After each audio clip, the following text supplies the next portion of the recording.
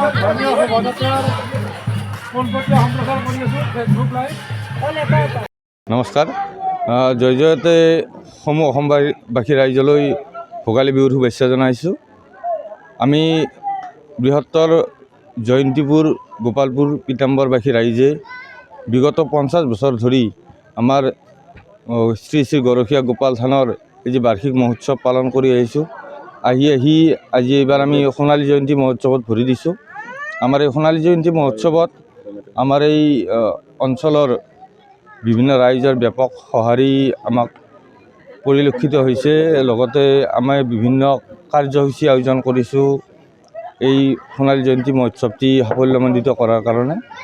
আমাৰ শ্ৰী শ্ৰী গৰখীয়া গোপাল থানৰ ঐতিহ্যৰে পৰা এটা যি মান্যতা আছে, আমাৰ ইয়াত ভক্তসকলে যি ভাবি ইয়াত আমাৰ চাট দিয়া পৰম্পৰা আছে। চাট দিয়ে বাঁহত বগা কাপোৰেৰে চাট দিয়া হয় আৰু গামোচা বন্ধা হয়।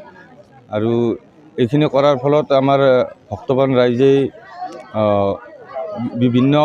বিভিন্ন ক্ষেত্ৰত উপকৃত হৈছে, সুফল লাভ কৰিছে। সেয়েহে আমি এইবেলিও সোণালী জয়ন্তী মহোৎসৱ হিচাপে আজি প্ৰথম দিনৰ কাৰ্যসূচীত ধৰ্মধ্বজা উত্তোলন কৰিলোঁ। তাৰপিছত এতিয়া আমাৰ ধৰ্মীয় শোভাযাত্ৰা হ'ব। ধৰ্মীয় শোভাযাত্ৰাত উপস্থিত থাকিব আমাৰ অসমীয়া চলচ্চিত্ৰ জগতৰ এগৰাকী যশস্বী পৰিচালক অভিনেতা হিমাংশু প্ৰসাদ দাস ডাঙৰীয়া। ইয়াৰ পিছত গধূলি আমাৰ অনুষ্ঠান হ'ব ছোৱালী নাগাৰা নাম পৰিৱেশন কৰিব মঞ্জুৰাণী ডেকা আৰু ৰাজশ্ৰী চহৰীয়াই। অহাকালি আমাৰ দিনৰ 10 বজাৰ পৰা দিহানাম প্ৰতিযোগিতা হ'ব আৰু আবেলি পুৰুষৰ নাগাৰা নাম হ'ব। নাগাৰা নাম পৰিৱেশন কৰিব বলোৰাম ডেকা আৰু সত্যব্ৰত ডেকা।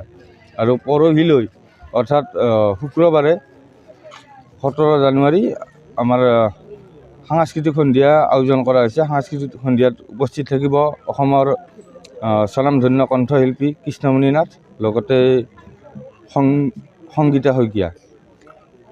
এইখিনি আমাৰ কাৰ্যসূচী। আমি সমূহ ৰাইজৰ উপস্থিতি সহায় সহযোগিতা শ্ৰদ্ধাৰে কামনা কৰিছোঁ। কিমান ভক্তৰ সমাগম হয়? আমাৰ প্ৰায় দিনে 3-4 হাজাৰ ভক্তৰ সমাগম হ'ব। ব্যৱস্থা আছে নেকি? আমাৰ 6,000 মানুহৰ কাৰণে ভোগৰ ব্যৱস্থা কৰা হৈছে। কিবা আছে নেকি?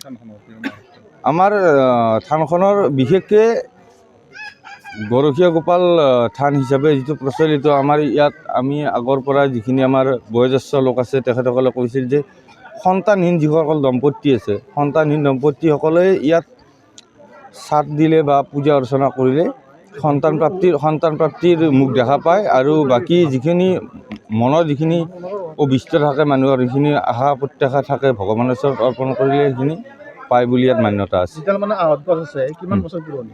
আহঁত গছডাল প্ৰায় 90 বছৰ পুৰণি। আমাৰ যিটো অনুষ্ঠান হ'ল, আমাৰ এই অনুষ্ঠানটো অনুষ্ঠান উৎসৱ হিচাপে পালন কৰাৰ 50 বছৰ হ'ল, কিন্তু থান হিচাপে এইখন প্ৰায় 90 বছৰ আগৰে পুৰণি থান। শেষত কি ক'ব ভক্তসকলক? শেষত ভক্তসকলক এইটোও ক'ম যে আমাৰ আদৰণি সমিতিৰ তৰফৰ পৰা আমি আটাইকে শুভেচ্ছা জনাইছোঁ। তেখেতসকলৰ সুদিহা পৰামৰ্শ আৰু তেখেতসকলৰ উপস্থিতি আমাক কৃতাৰ্থ কৰিছে। তেখেতসকলে আমাক দিয়া পদ্ধতিৰ বাবে আমি তেখেতসকলৰ শ্ৰীচৰণত সদায় প্ৰণিপাত জনাই যাওঁ। ধন্যবাদ।